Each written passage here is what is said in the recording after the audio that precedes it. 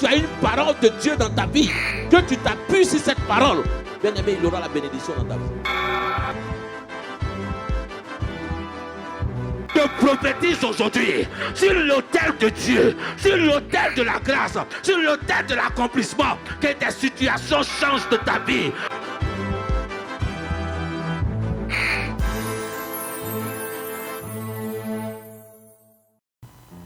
Ce matin, je bénis le Seigneur. Il m'a donné un thème. Et ce thème-là, je suis un fils. Dis à quelqu'un, je suis un fils. Alléluia. Si tu es une fille, tu dis, je suis une fille. Amen. C'est important. Je suis un fils. Amen. J'ai formulé ce thème-là comme une déclaration, comme une affirmation, comme une proclamation. Alléluia. Et comme une conviction. Je suis un fils. Amen.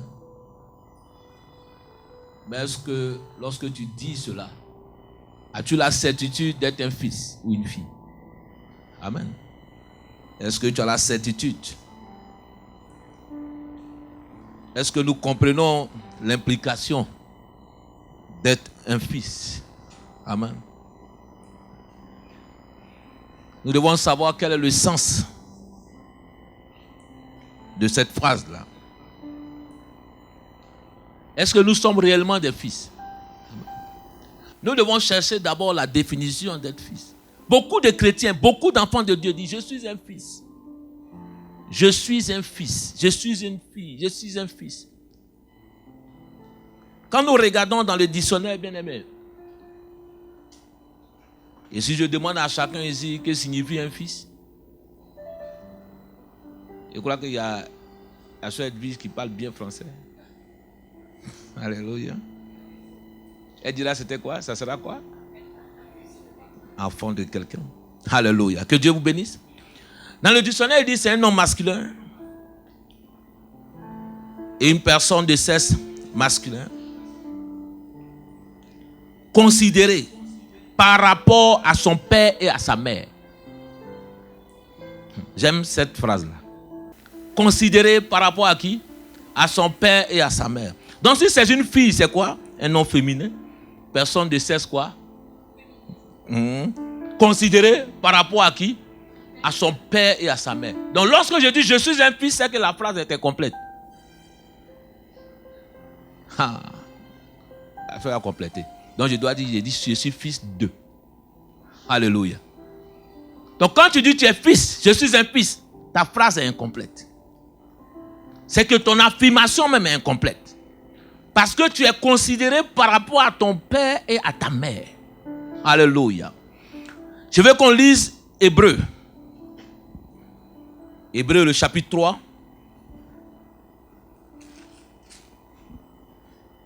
Hébreux chapitre 3. À partir du verset 1. Et je vais lire jusqu'au verset 5. Si la sœur Edwige peut le lire. Alléluia. Donc on lit Hébreux 3. À partir du verset 1. À partir du verset 1. C'est pourquoi, frères saints, qui avaient part à la vocation céleste, considérez l'apôtre et le souverain sacrificateur de la foi que nous professons, Jésus, qui a été fidèle à celui qui l'a établi, c'est comme le fut Moïse dans toute la maison. Je continue. Continue. Car il a été jugé digne d'une gloire d'autant supérieure à celle de Moïse que celui qui a été construit une maison a plus d'honneur que la maison même. Chapitre 4. Chaque maison est construite... Verset 4. Oui, verset 4, pardon. Chaque maison est construite par quelqu'un, mais celui qui a construit toutes choses, c'est Dieu. Verset 5. Pour Moïse, il a été fidèle dans toute la maison de Dieu comme serviteur pour rendre témoignage de ce qui devrait être annoncé. Mais Christ l'est comme fils sur la maison, et sa maison, c'est nous. Amen. Amen. Que Dieu te bénisse. Amen. Mais Christ l'est comme quoi? Fils. Moïse était comme quoi? Serviteur. Je suis un fils, je suis fils.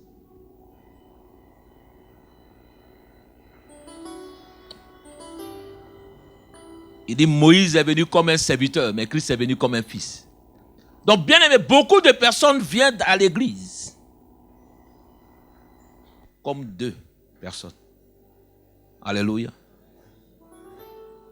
Comme serviteur ou comme fils. Demande à quelqu'un, comme serviteur ou comme fils. Alléluia. Il dit, je suis fils.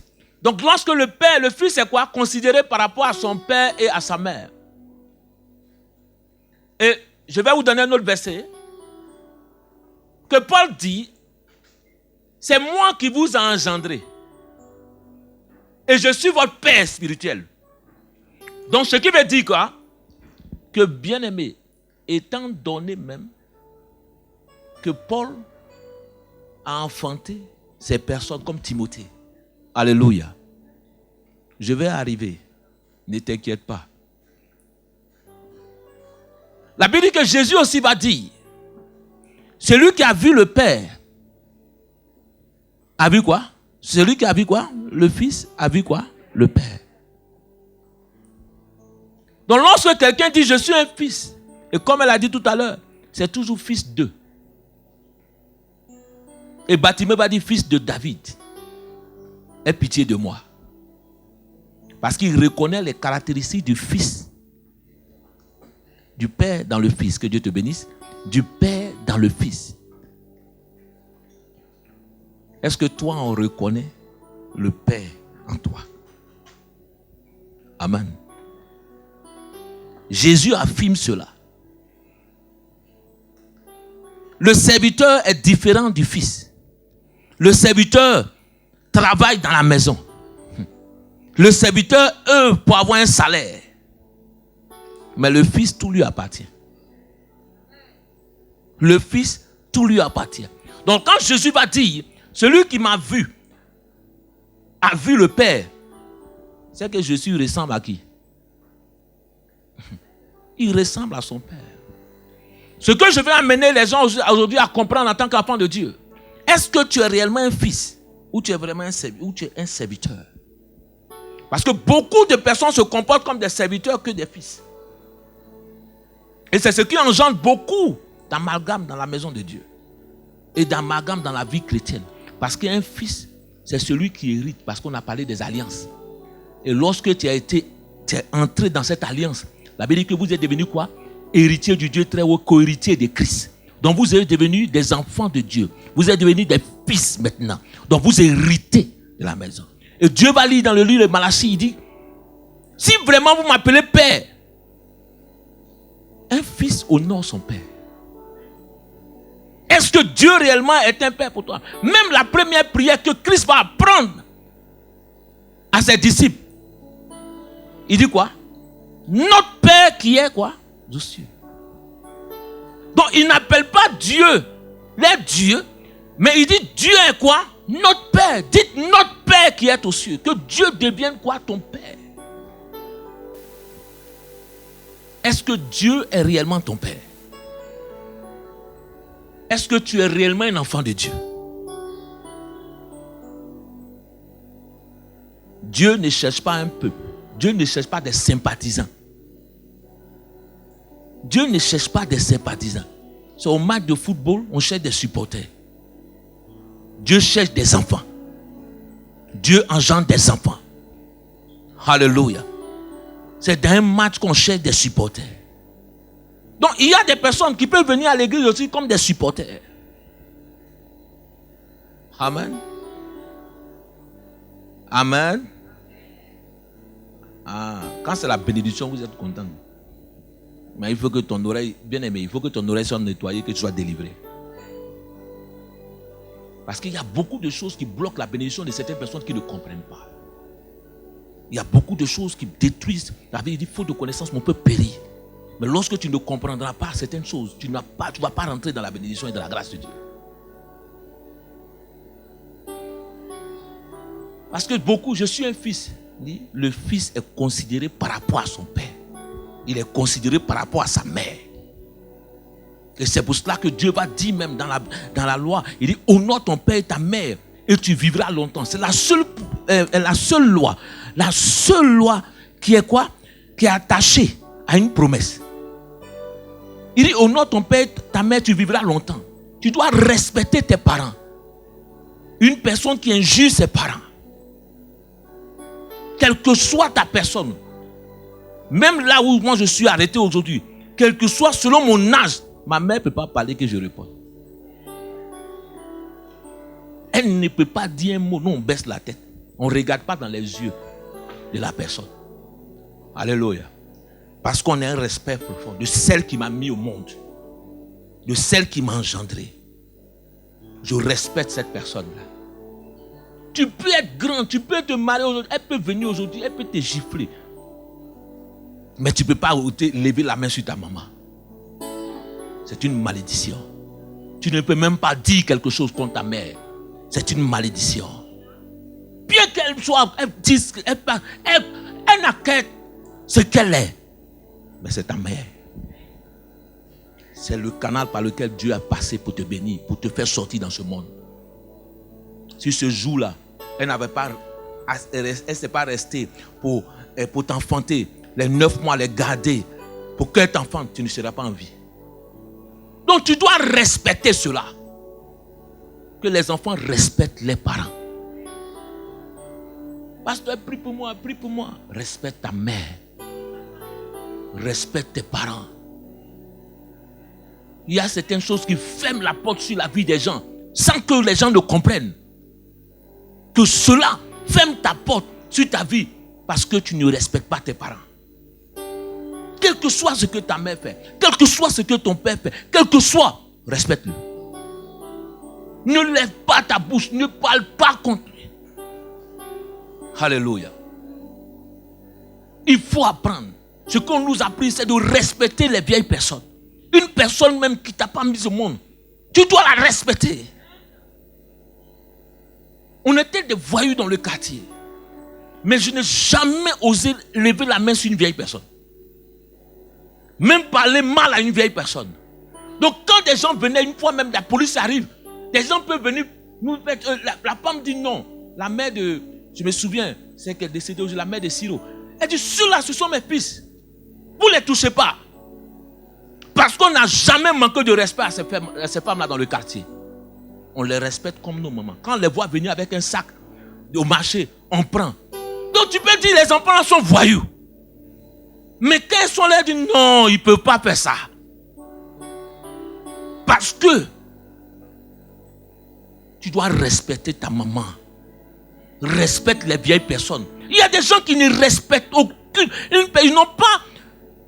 Respecte la vieille personne parce qu'un jour tu seras vieux. Respecte aussi le jeune parce qu'un jour aussi, lui aussi il sera vieux. Alléluia. On ne pense pas. Il y a des personnes qui n'ont aucune considération pour des vieilles personnes. L'âge est important. Le droit d'aînesse, c'est important. Donc quand tu parles à une personne âgée, mesure ton langage. Pèse tes mots. Prends une balance. Accroche à ta bouche une hameçon. Et fais attention à ce que tu dis. Parce que ce sont des paroles qui nous condamnent nous-mêmes, qui nous détruisent nous-mêmes. Moi je dis ce que je pense. Tu ne dis pas ce que tu penses. Tu es en train d'amener la malédiction sur ta vie. Et de raccourcir les jours de ta vie. Je connais un ami qui est décédé. Quand je suis arrivé au pays, on m'a dit cet ami-là. J'ai dit, qu'est-ce que tu as? Chaque fois, c'était un autre chef de groupe. Et il avait tellement la force. Et lui, quand je suis arrivé, il dit, mais qu'est-ce que tu as? Il ne pouvait même plus s'approcher de toi pour parler parce que il était obligé de cacher sa bouche. quelqu'un lui avait donné l'ancien sort. Et à telle enseigne, son haleine puait jusqu'à... Donc tout le monde se moquait. Mais comme il était tellement... Donc les jeunes avaient peur de se moquer de lui parce qu'ils savent comment il était avant. Et je dis, mais qu'est-ce que tu as? Quand je suis arrivé, il me dit, je ne sais pas. Donne-moi de l'argent. Je vais aller à l'hôpital pour laver mon ventre. Faire des trucs parce qu'on m'a dit c'est dans le ventre. Et c'est après que j'apprends, me dit non. C'est une femme qui a lancé une malédiction sur lui. Parce qu'au village, il a soulevé une vieille femme. Lui, il frappait tout le monde. Même son papa. Et il dit, et la femme a dit, quand tu vas me déposer, toi plus jamais, jusqu'à ce qu'il meure, son ventre est en train de pourrir. Il dit, frère, il faut que tu viennes à l'église, qu'on prie. Ce n'est pas une question de l'hôpital, ça. Viens à l'église. Il dit, ah, donne-moi l'argent, je vais aller à l'hôpital. Il dit, tiens. Quand je suis arrivé ici, on m'a dit, quelques mois après, il est décédé.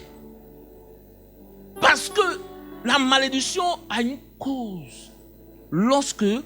Et la malédiction prend effet lorsqu'il y a une cause sur ta vie. S'il n'y a pas de cause, il n'y aura pas d'effet dans ta vie. Mais chaque fois que tu parleras mal à quelqu'un, il aura une cause. Je suis un fils, je suis fils, je suis fils. Est-ce que tu es fils de la Bible d'or? Est-ce que tu es fille de la Bible d'or? Alléluia. Viens que tu lises un peu. Après, je donnerai les caractéristiques du fils. Dans 1 Corinthiens 4, verset 16, 15. Ouais, 15, à partir du verset 15. 1 Corinthiens 4, verset 15. Car quand vous auriez 10 000 maîtres en Christ, vous n'avez cependant pas plusieurs pères. Puisque c'est moi qui vous ai engendré en Jésus-Christ par l'évangile. Continue.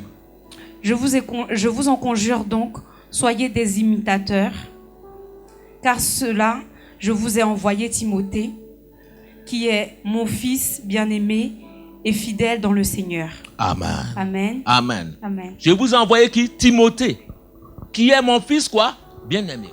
Cependant, même si vous avez 10 000 maîtres, c'est moi qui vous ai engendré. Il y a toujours quelqu'un qui t'engendre. Il y a toujours quelqu'un qui te donne de la nourriture spirituelle. Il y a toujours quelque part. Alléluia. Pourquoi Timothée, Paul appelle Timothée son fils? Est-ce que c'est Timothée, c'est Paul qui a mis Timothée au monde? Amen. Réponds-moi. C'est Paul qui a mis Timothée au monde? Parce que beaucoup d'hommes disent non. Tu abandonnes ton papa à la maison et puis tu appelles quelqu'un papa. Certains le disent. Mais si Timothée appelle Paul papa, c'est parce que c'est son père spirituel. Ce n'est pas parce qu'il n'a pas de père. Une fois, j'étais arrivé quelque part et mon frère m'a dit non. Mais il dit non, voici maman. Il dit non. Donc toi, ta maman est morte. C'est mon frère qui m'a dit ça. Parce que pour lui, il ne comprenait pas. Il dit non. Ce n'est pas parce que cette personne-là, je l'appelle papa ou maman, que c'est ma mère. C'est le respect. Il dit bien que c'est parce que je sais que cette personne m'a engendré spirituellement. C'est qu'elle apporte quelque chose dans ma vie spirituelle. C'est pour ça que je considère cette personne comme un père pour moi. Donc un fils est considéré par rapport à son père et un fils considère son père. Un fils considère sa mère. Ce n'est pas parce que Timothée était engendré par Paul physiquement, mais spirituellement, il était un mentor, il était quelqu'un pour Timothée. Et il dit, j'amène mon fils. Est-ce que Timothée portait le nom de famille de Paul? Mais il était un fils quand même pour Timothée. Donc le fait d'appeler quelqu'un maman ou papa, ça ne veut pas dire que tu n'as pas de maman. C'est parce que cette personne-là est quelqu'un que Dieu a établi spirituellement sur ta vie. Alléluia. Et lorsque j'ai parlé des sentinelles, il a dit respectez ceux qui prient pour vous. Respectez des gens qui gênent pour vous. Respectez ces personnes-là. Il dit Josué dans la vallée, ce n'est pas ses armes qui lui donnaient la victoire. Ce sont les prières de Moïse et les mains levées de Moïse qui donnaient la victoire à Josué. Donc ne crois pas que ce sont tes diplômes, tes choses. Mais c'est ta mère, quelqu'un qui prie pour toi. Respecte cette personne. Cette personne qui jeûne, qui prie pour toi chaque jour, pour dire avance. Respecte cette personne. Cette personne qui est allée à la croix pour mourir pour toi. Honore cette personne qui est Christ. Je suis un fils. Mais je dois dire, je suis fils de quelqu'un. Un fils honore son père. Un fils honore son père. Un fils ressemble à son père. Alléluia. Il ressemble. Il dit, celui qui m'a vu a vu le père. Mais quand toi on te regarde, est-ce que tu ressembles à ma fille ou mon fils?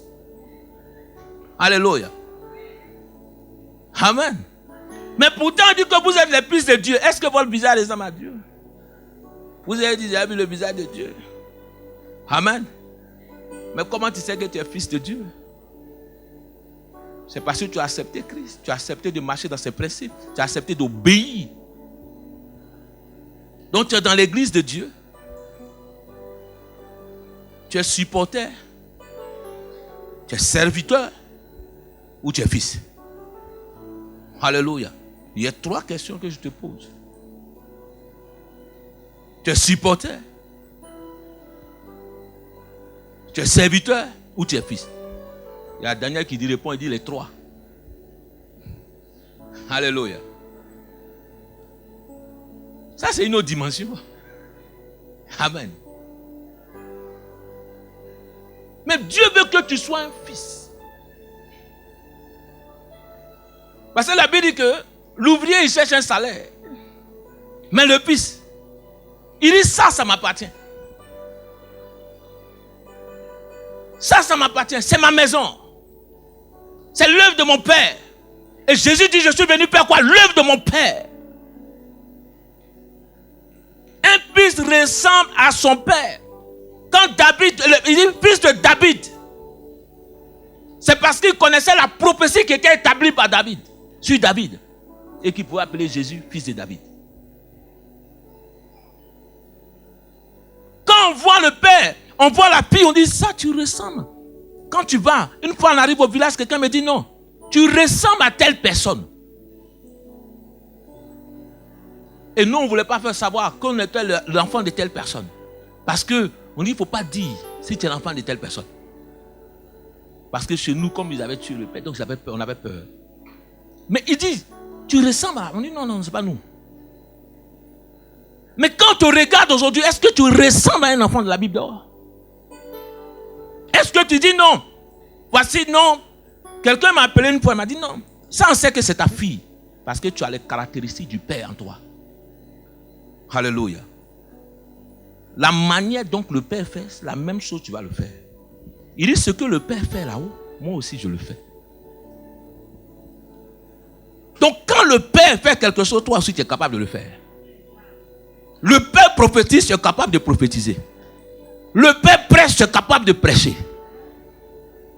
Si tu es vraiment un fils de la Bible d'or, un fils du prophète Girardin, ce que je fais, tu seras capable de le faire. On ne donne pas l'héritage aux serviteurs. L'héritage appartient au fils. L'héritage appartient au fils. Alléluia. Un fils ressemble à son père. À partir d'aujourd'hui, commence à ressembler à ton père.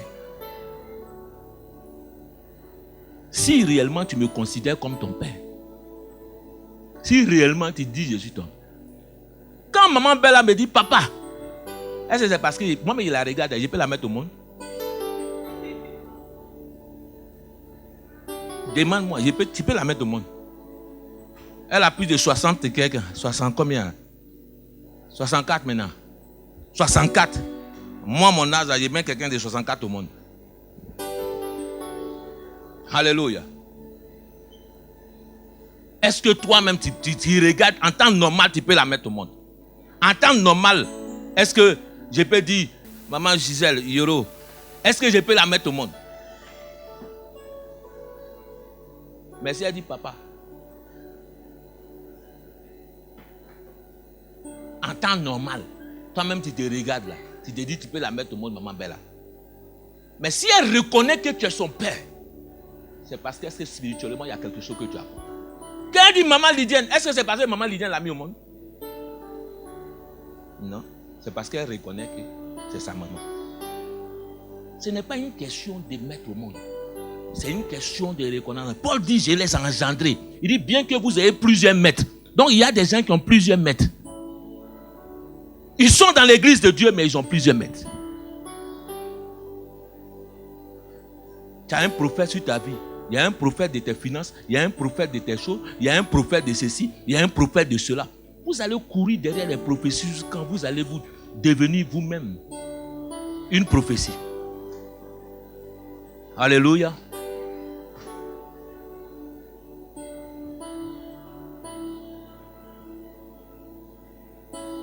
Essayez de faire ça avant pour ne pas déranger tout le monde. Amen. Il faut que vous compreniez certaines choses dans la parole de Dieu. À partir d'aujourd'hui, cherche à ressembler. Tu ne peux pas être quelque part. Et la Bible dit, quand vous allez lire le livre d'Hébreux, il dit Jésus même est l'empreinte. Il est l'empreinte de qui? Du Père. Il est l'empreinte du Père. Donc quand quelque part où tu es, dans l'église de Dieu, s'il n'y a pas l'empreinte en toi, c'est qu'il y a un problème. Est-ce que tu comprends quelque chose? Parce que ton père qui t'a engendré, il doit avoir une empreinte en toi. Le père qui t'a mis au monde, il y a une empreinte en toi. Quand quelqu'un te voit et vit, on dit tu ressembles un peu à ton père ou à ta maman. Il y a une empreinte en toi. Quand l'enfant naît, même quand l'enfant naît, arrivé à un moment donné, tu commences, même le père et puis la maman sont en train de se battre. Il a mes yeux. L'autre dit, il a mes oreilles. L'autre dit, ah, toi, c'est ta bouche, il a pris. Ça, c'est tes yeux, il a pris. Celle-là, elle a pris un peu le visage. Maintenant, l'autre dit non. Arrivé un moment, il dit, ah, mais elle commence à me... Le papa est content parce que l'enfant commence à lui ressembler lui-même. Mais toi, tu n'as rien pris. Alléluia. Tu es dans la maison de Dieu. Tu marches avec un homme de Dieu. Tu marches avec un père. Et toi, tu ne prends rien. Qu'est-ce que tu as pris? Demande à quelqu'un, qu'est-ce que tu as pris? On ne voit rien du Père en toi. On ne voit rien du Père en toi. On ne voit rien du Père en toi. Tu prends quoi? Alléluia. Le frère Simon dit, tu ressembles à l'oncle.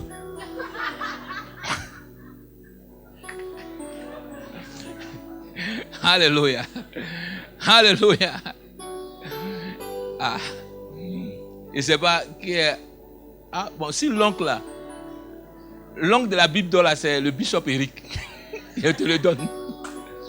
Donc c'est que tu dois prendre l'empreinte de l'oncle alors. On dit au bishop Eric que les enfants là, s'il y a quelqu'un qui te ressemble, il dit, ah, ça c'est mon frère, donc vous le ressemblez au moins. Là tu as pris l'empreinte de l'oncle. Donc, le bishop Eric lui aime chanter et puis il parle doucement. Alléluia. Donc tu dois prendre sa manière. Peut-être tu dois aimer sa manière de prêcher. Tu peux ne pas aimer ma manière de prêcher. Mais moi, je suis quelqu'un, je prêche fort. Je parle fort. J'aime prier fort. J'aime crier fort. Tout est fort chez moi. Alléluia. Parce que j'ai dit, le diable, il n'entend pas bien.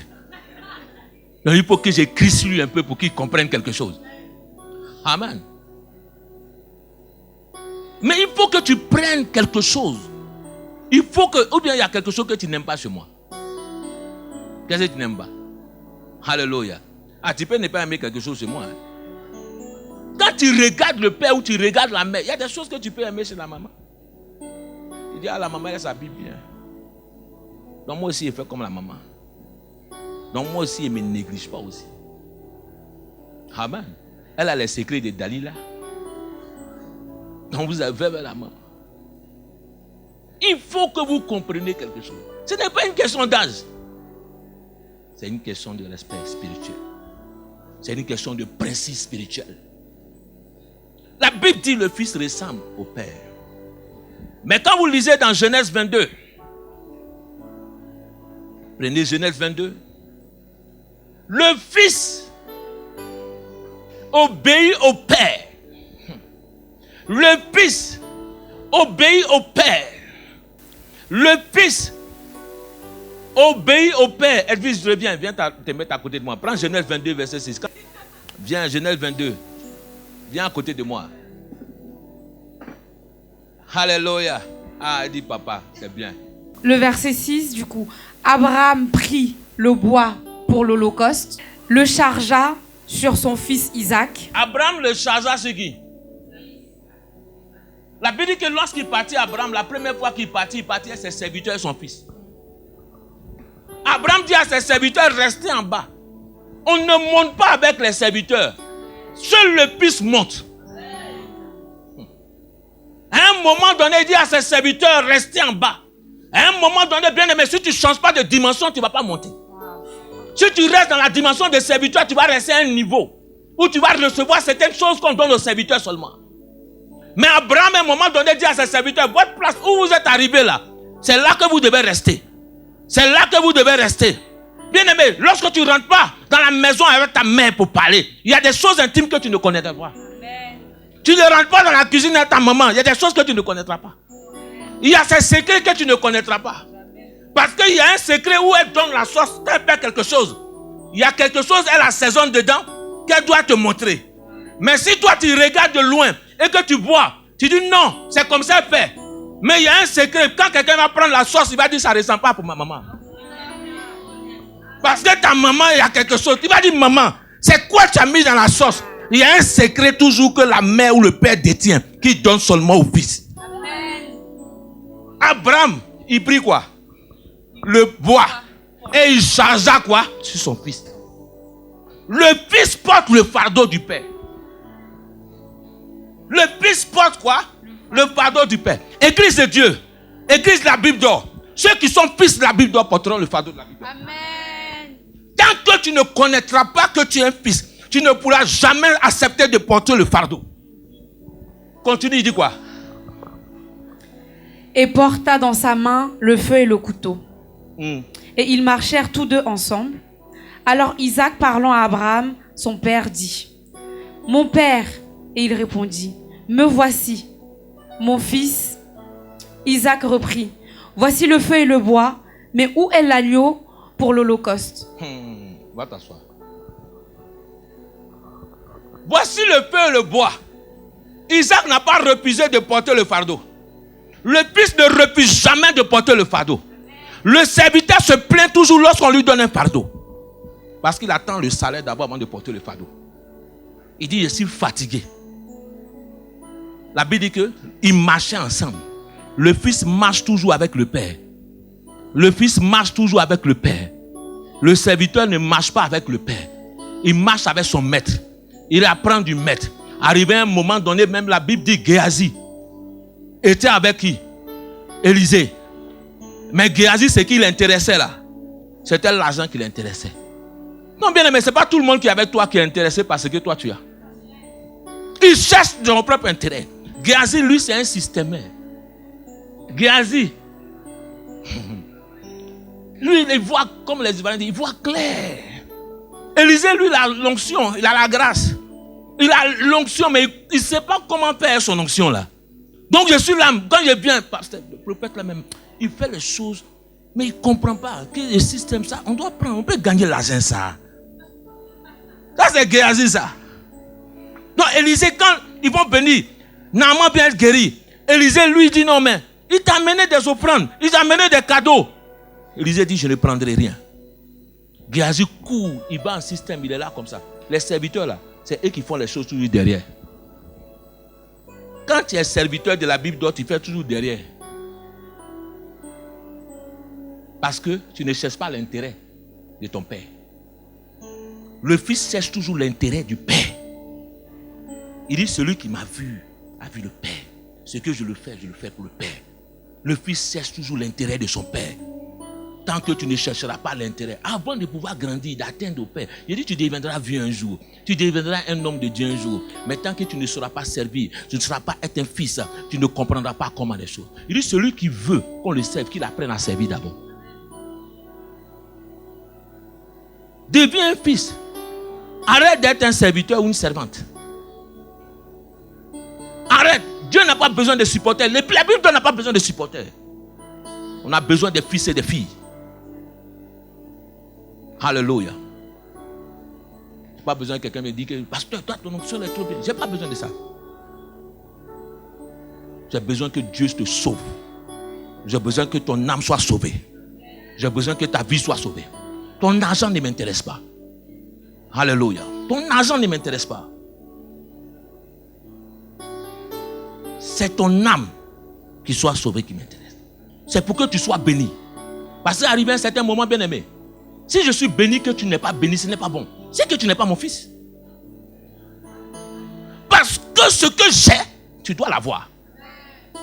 Alléluia. Est-ce que tu comprends cela? C'est pour cela que je prie ce que Dieu m'a donné, que je te donne cela. Et qu'il te donne cela au double même de ce qu'il m'a donné. Que Dieu te bénisse au-delà même de ma personne. C'est là qu'il dit, ah mais voici ma fille là, vraiment je sens que tu es un fils. Il dit, il chargea le bois sur lui. Si c'est un serviteur, il dit, hey, pardon, je suis fatigué mon frère. Il faut enlever ton bois là. Il y a beaucoup de chrétiens qui sont comme ça dans l'église de Dieu. Il chargea le bois. Mais est-ce que Isaac a refusé? Mais quand vous voyez Abraham et Isaac, Isaac n'est pas plus petit qu'Abraham. Mais pourquoi Isaac va charger le bois? Abraham est vieux. Mais arrivé un moment, Abraham dit non, tu vas prendre le bois. Le fils, tu vas prendre. Le fils, tu dois prendre. À un moment donné, tu dois prendre. Apprends à porter le bois. Apprends à porter le bois. Apprends à porter le fardeau sur toi. Un fils porte le fardeau du père. Tu dois porter le fardeau. Ne refuse pas de porter le fardeau. Et ce qu'il va demander au père, il continue de marcher ensemble. Il pouvait dire le fardeau est lourd, je m'arrête. Mais il continue de marcher. Un fils continue d'avancer à son père. Quel que soit son père, ce que son père est. Il dit ça c'est mon père. Il dit bien que vous avez plusieurs maîtres, mais vous n'avez pas plusieurs pères. Un père on l'a une seule fois. Une mère on l'a une seule fois. Ton père qui t'a mis au monde là, tu changes son nom? Amen. Est-ce que tu changes son nom? Beaucoup de personnes font des erreurs, même dans le ministère de Dieu, dans l'église de Dieu. Le père qui t'a engendré, il devient ton père. Le père qui te nourrit spirituellement, il est toujours ton père. Tu peux partir, tu peux faire autre chose, tu peux grandir. Tu as des mentors, mais tu n'as pas plusieurs pères.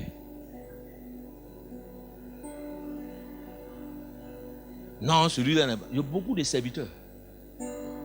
Ah, celui-là n'est pas bon là. Tu prends celui-là pour devenir papa. Celui-là n'est pas bon. Toi, donc, ton papa là, tu barres son extrait de naissance. Et puis tu dis non, il a changé de papa.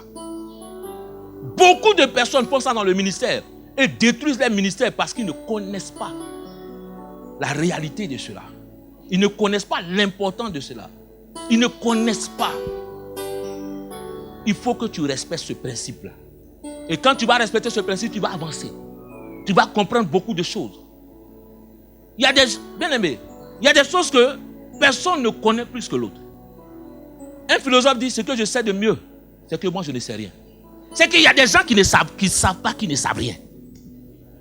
C'est ça qui est le problème de beaucoup de personnes. Tu crois tout connaître, mais tu ne connais rien en sens. Donc lorsque tu es là, tu peux apprendre de tout le monde.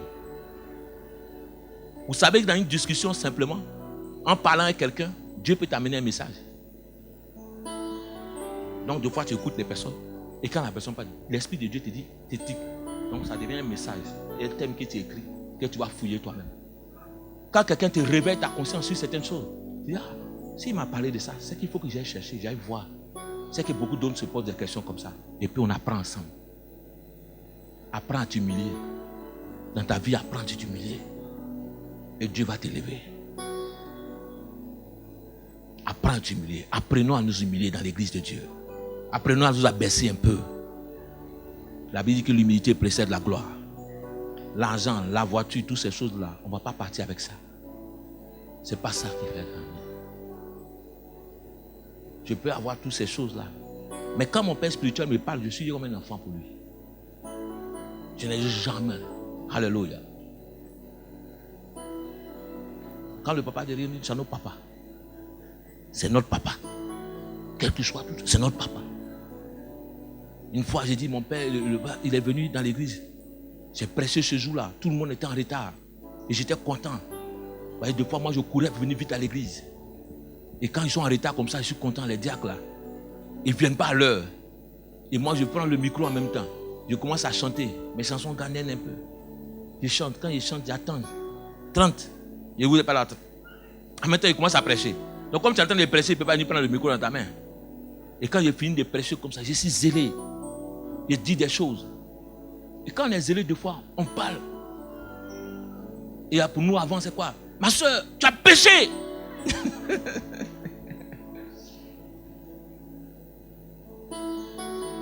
Et le père vient, il reprend le micro devant tout le monde. Il dit, toi tu crois que... tu peux mettre bien la chaise, Daniel, s'il te plaît. Il dit, tu crois que dans l'église, là, c'est les gens qui sont assis devant toi, ce sont des enfants. Donc en plein culte. Et moi il dit, mais vous venez en retard. Moi j'ai fait tout pour venir à l'heure. Et puis toi tu me parles mal devant encore toute l'église comme ça. Donc moi maintenant je ne viens plus à l'heure. Je suis fâché. Je suis énervé. Je dis, aïe, moi je viens, je quitte à l'école. Je laisse ma maison. Je viens à l'église. On ne me paye pas. Eux ils sont là, ils ont eu les titres de diacre. Et puis eux ils ne viennent pas à l'heure. Moi je viens à l'heure. Je fais tout, j'installe les instruments, je fais tout. Je viens, je prêche. Et puis on me dit, et puis il y a d'autres qui sont là. Des gens qui sont là pour encourager à Salom. Pour dire, non, tu as bien prêché. Ce que tu appelles là, c'était trop bien. Mais ton papa, il ne reconnaît pas ça. Il y a des gens comme ça. Qu'est-ce que tu as dit de mal? Pour que lui peut te parler comme ça devant les gens. Et puis toi aussi, tu vas te gonfler. Pour dire non, c'est la rébellion. Et Satan est en train de se poser devant ton cœur. Et tu es en train de détruire ta vie, la bénédiction spirituelle qui est en train d'arriver dans ta vie.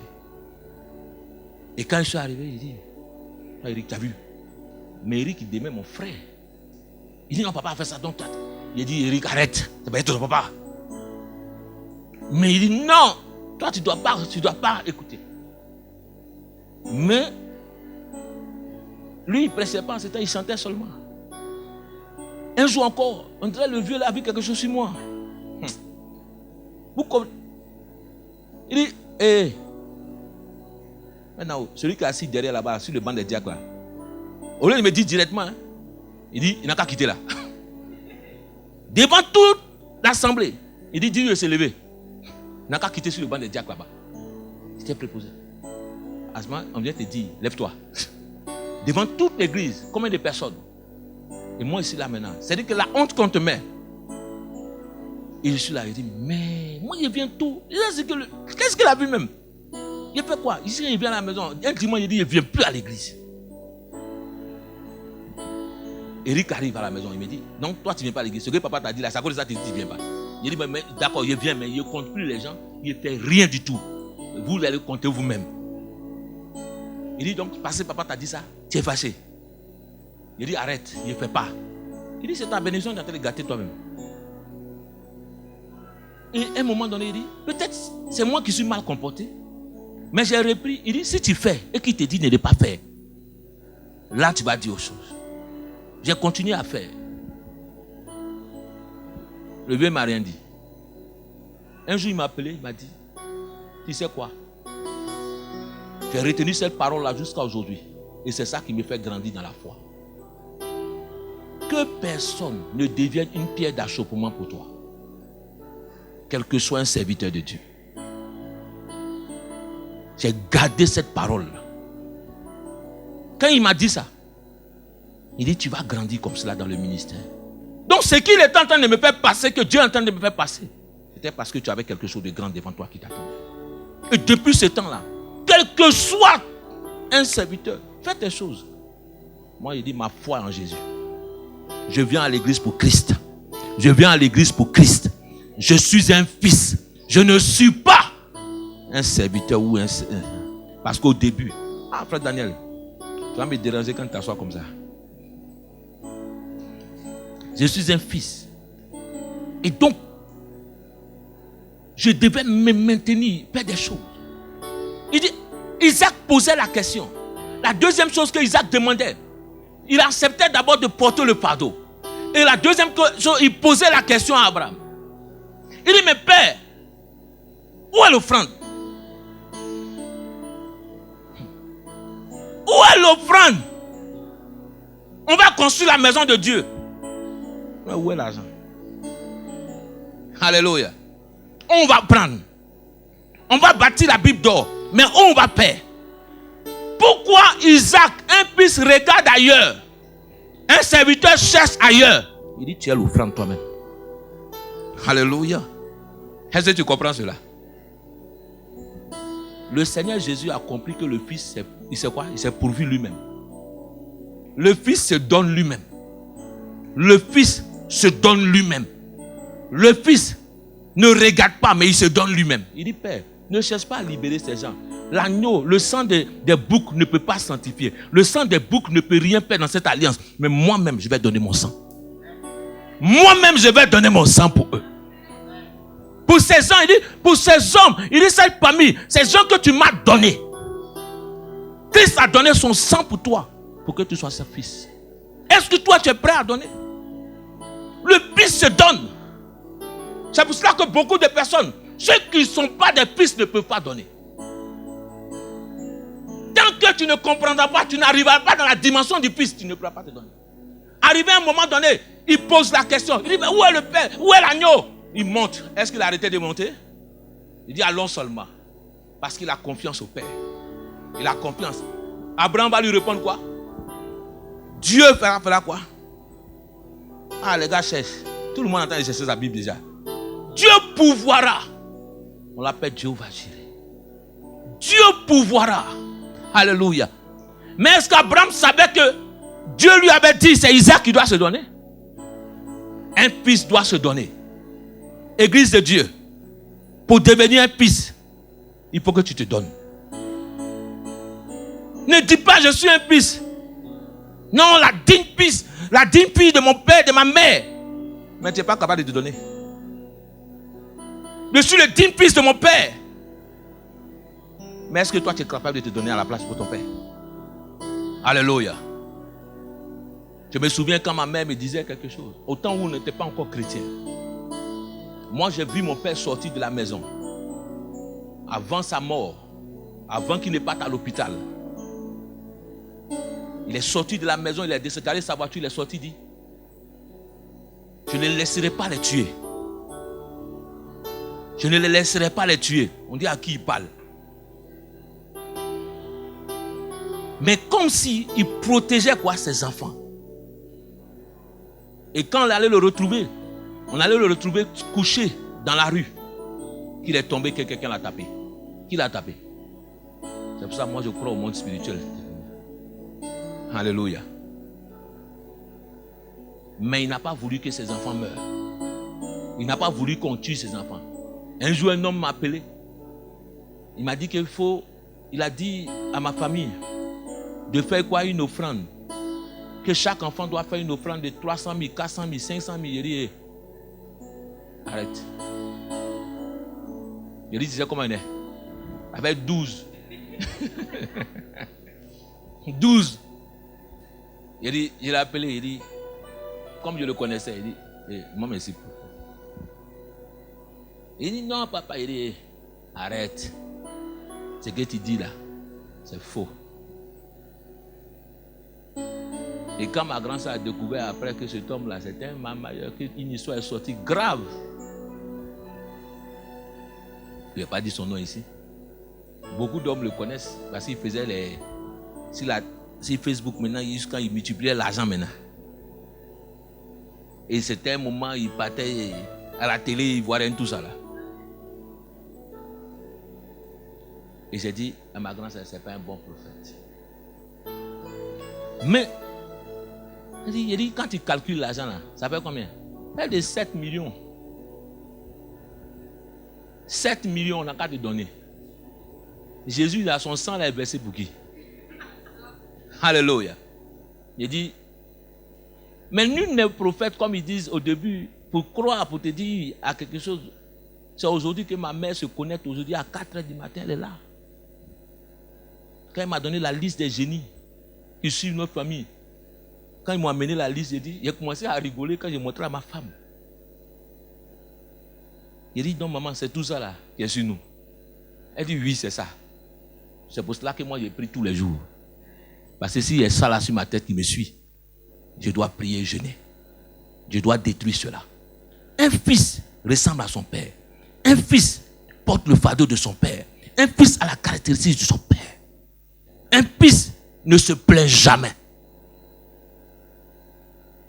Il dit, où est l'agneau? Je me pourvois moi-même. Est-ce que toi tu es prête? Est-ce que tu es prêt?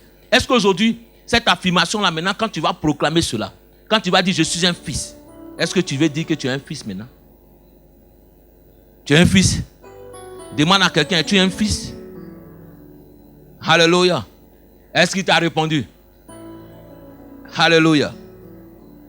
Nous allons bâtir l'église. Est-ce que tu es un fils? Amen. Nous allons faire ceci. Est-ce que tu es un fils? Je bénis le Seigneur pour des personnes. Un fils prend l'initiative. Il fait des choses. Il dit, ce que le Père fait, moi je le fais aussi. Je fais la volonté quoi? Du Père. Il est considéré par rapport à son Père. Tant que tu ne considères pas toi-même tes parents, qui va te considérer? Tu ne considères pas ta maison, tu ne considères pas l'église, tu ne considères pas qui te considérera. Qui tu vas inviter qui va considérer l'église? Un fils ne parle jamais mal de sa maison, ni de ses parents. Il ne critique pas ses parents. Il ne parle pas mal de ses parents. Amen. Est-ce que vous comprenez cela? Ne parle pas mal de tes parents. Ne parle pas mal de tes parents. Ne critique pas tes parents. Ne parle pas mal d'eux. Il faut que tu sois un fils réellement. Ce que Dieu veut aujourd'hui, enfant de Dieu, en tant qu'enfant de Dieu, que vous soyez vraiment des fils. Ne soyez pas des serviteurs. Dépassez le standard de serviteur. Et soyez des fils. Parce que vous allez bénéficier. Il dit, l'héritage appartient au fils. Dieu va vous donner cet héritage-là. C'est pour cela que je vais vous laisser avec cela. L'enfant prodigue. Beaucoup d'hommes disent il a mal fait. Moi, il dit il a bien fait. À du choc. L'enfant prodigue. Beaucoup d'hommes pressent sur lui. Il dit l'enfant prodigue a mal fait. La seule chose qu'il a mal fait, c'est qu'il a gaspillé ses biens. La seule chose qu'il a fait, quand on parle qu'il a fait quelque chose de mal, c'est parce qu'il a gaspillé. Il n'a pas su gérer ses biens. Sinon, lui, il était là, il dit, hey papa, tu ne vas pas mourir de suite. Tu ne vas pas mourir de suite, papa. Mon héritage, là, il faut me donner ma part. Mais si il va attendre à moi pour prendre là, pour moi, là, donne-moi, je vais faire quelque chose. Mais c'est parce qu'il n'a pas su faire quelque chose avec ça. C'est ce qui était mal pour lui. La Bible dit que lorsqu'il va revenir, le Père encore va l'accueillir. Aïe. Mais celui qui est dans la maison, il devient jaloux. Parce qu'on fait un grand festin pour son frère. Il dit, mais moi je suis là. Dans la maison, jamais on n'a tué un bœuf pour moi. Il y a des gens qui sont dans la maison, mais ils ne savent pas qu'ils sont des fils. Le père va lui répondre quoi? Mais tout ce qui est ici t'appartient. Tout ce qui est ici t'appartient. Si tu veux tuer bœuf, tu manges. Mais c'est parce que quand tu es dans la maison, tu ne sais pas que toi, c'est la maison là t'appartient. Le fils peut être dans la maison, mais il ne sait pas si cette maison l'appartient. Donc quand tu ne sais pas, tu ne peux pas hériter. Tu ne peux pas prendre. Tu ne peux pas bénéficier. C'est pour cela que beaucoup de personnes, la Bible dit que bien que Élie était dans la ville, il y avait des veuves dans la ville. Mais il y a une autre veuve qui a été bénie. Dans la ville, Élisée était là. Il y avait des lépreux dans la ville. Mais c'est un autre lépreux qui est venu prendre. Donc il y a des gens qui vont quitter ailleurs pour reconnaître la grâce dans la vie de quelqu'un et qui va hériter de cette grâce-là. Mais toi-même, tu es assis. Tu es assis depuis longtemps, 10 ans, 20 ans, 30 ans. Et toi, tu es à côté de la personne. Et que tu n'hérites pas. La familiarité tue. Il faut savoir percer certaines choses. Il faut savoir percer certains mystères. Beaucoup de personnes ont tendance à comprendre.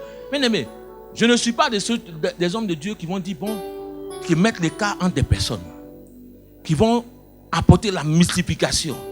On va dire, non, il y a l'onction, je vais mettre à part. Non, il faut un protocole au milieu de nous.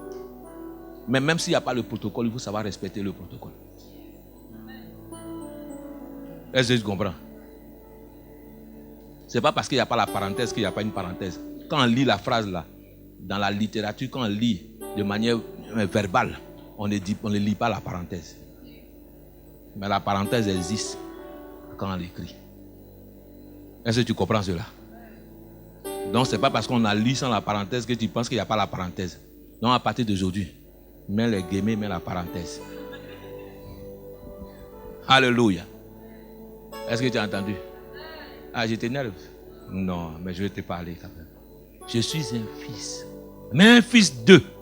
Donc, à partir d'aujourd'hui, je suis un fils d'eux. Quand on te demande de quelle église es-tu? Je suis un fils d'eux. De qui? On dit qui est ton pasteur, qui est ton prophète, qui est ton père? Quelqu'un m'a appelé tout dernièrement qui m'a dit non. On demande de l'église d'où tu viens. On dit il faut un témoignage de cette personne-là pour toi. Parce qu'il a dit, pasteur, tu peux témoigner pour moi? Il a dit, je ne peux pas témoigner aussi. Je ne te connais pas. Alléluia.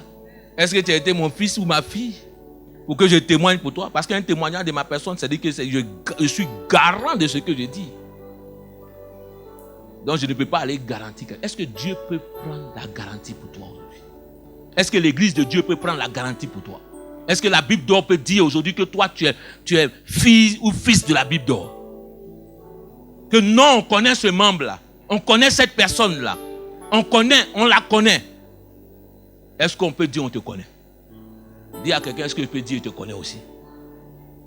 Alléluia. Parce que s'il y a quelqu'un, quand vous écrivez quelque chose, on dit personne à contacter. Personne à quoi? À contacter. Toi, tu mets quoi dans le spirituel là? On dit qui doit contacter? Personne à contacter dans le spirituel. Toi, qui on doit contacter pour toi? Amen. Qui on doit contacter pour toi? Il dit bien que vous avez plusieurs maîtres, mais vous avez un seul père. Donc toi, on ne sait pas, on dit personne à contacter, tu as plusieurs numéros pour mettre. On dit, mais on appelle qui, ma soeur? On appelle qui?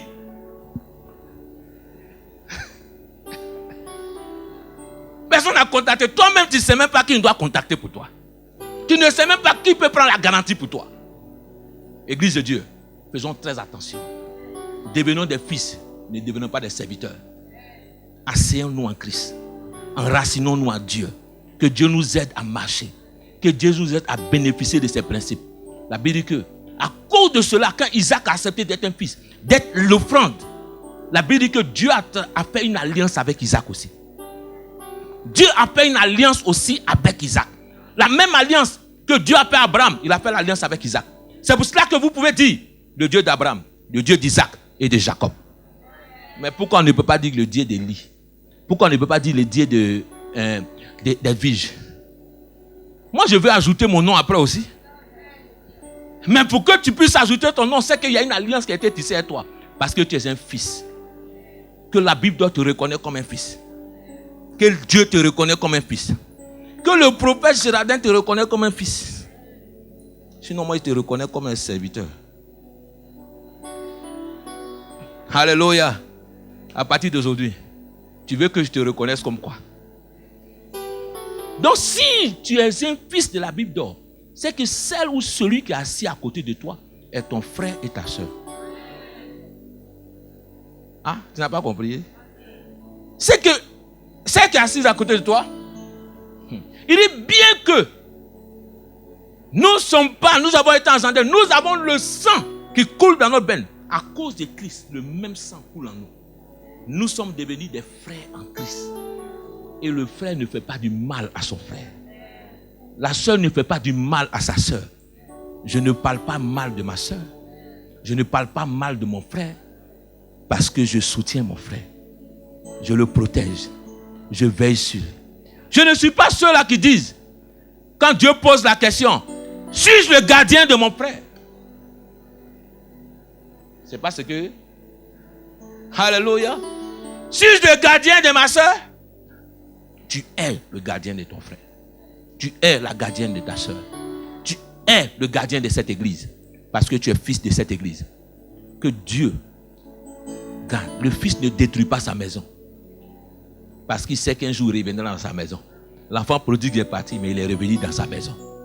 Donc le fils ne détruit jamais sa maison. L'église de Dieu te fait du bien ou ne te fait pas du bien. Quand je vois ces enfants danser dans cette église, ça me donne de la joie. Ça me donne... Vous savez combien de temps moi j'ai laissé mes bureaux sans payer 2 fois en payant l'église? En donnant de l'argent à l'église, en disant quand le loyer n'est pas payé. Et jusqu'à ce que même je parte même dans mon voyage de noces, qu'on m'appelle. Des fils n'appellent pas les papas pour dire l'église n'est pas payée. Alléluia. Amen. Un fils n'appelle pas pour dire papa l'église n'est pas payée. Je bénis le nom du Seigneur. Je vais dire en hébreu. Je peux rendre témoignage d'une sœur. La sœur Guylaine. Je peux rendre témoignage d'une sœur. Elle a fait quelque chose qui m'a marqué un jour. Je le dis parce que ça m'a marqué.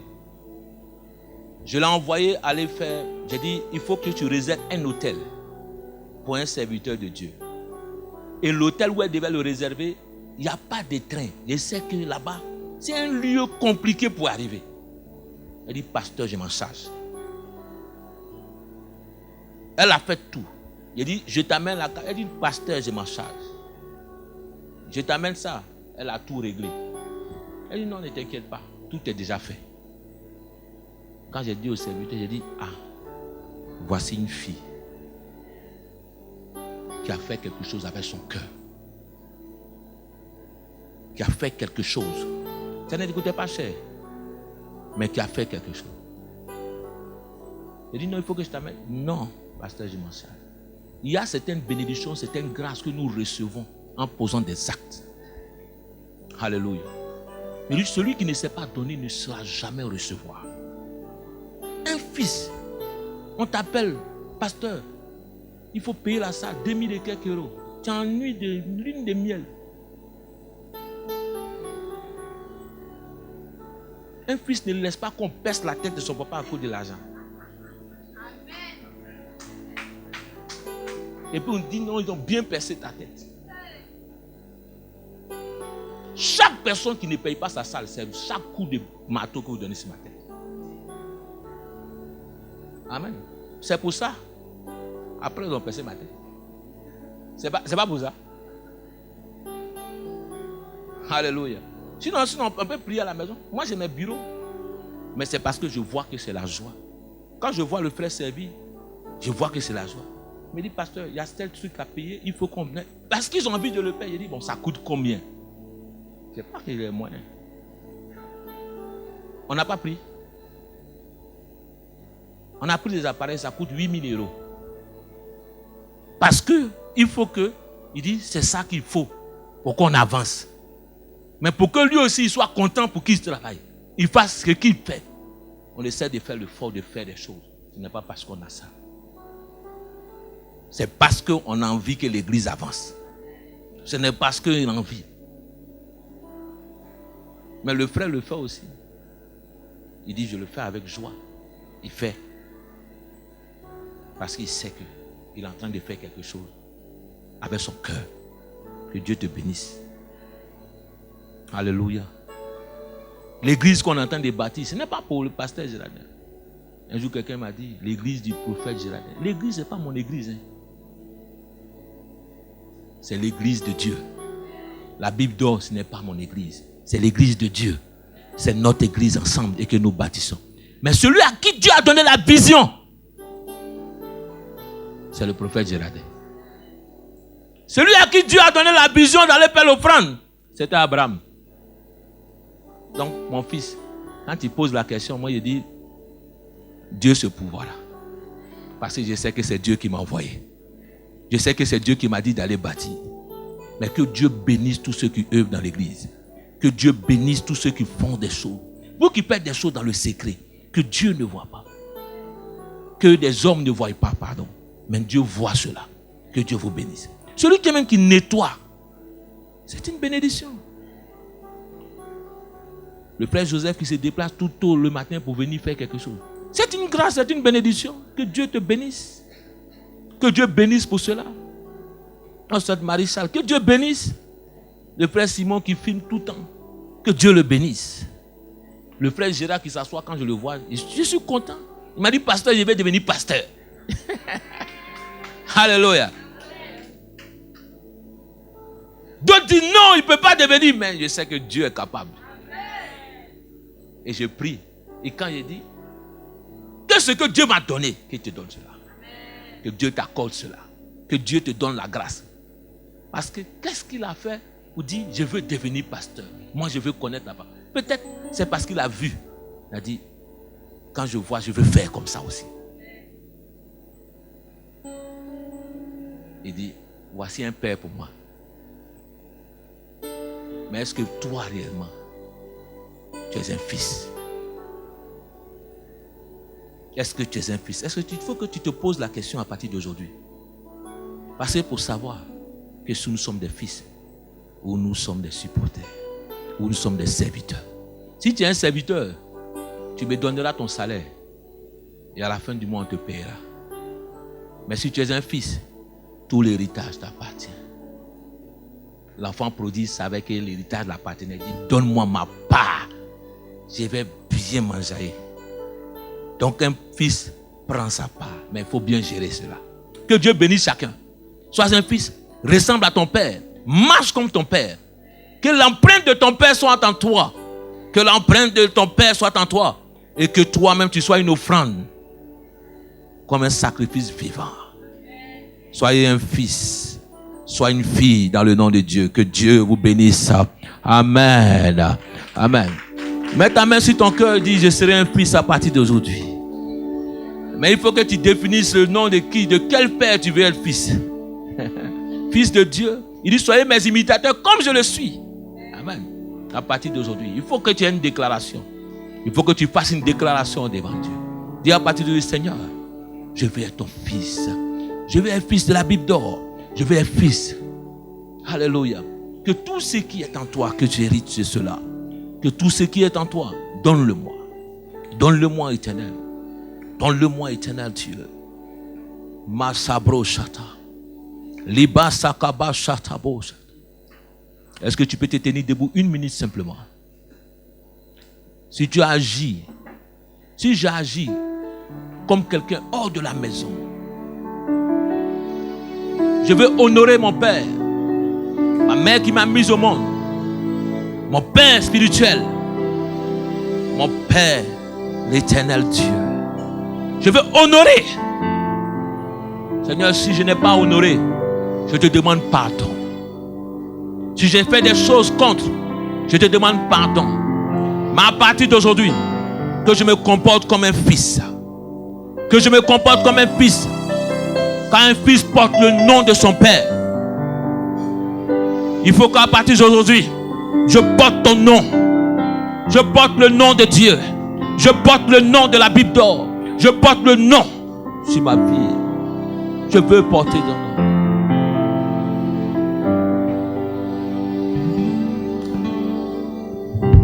Merci Seigneur. Amen. Que Dieu bénisse chacun. Alléluia. Acclame Jésus. Que Dieu te bénisse.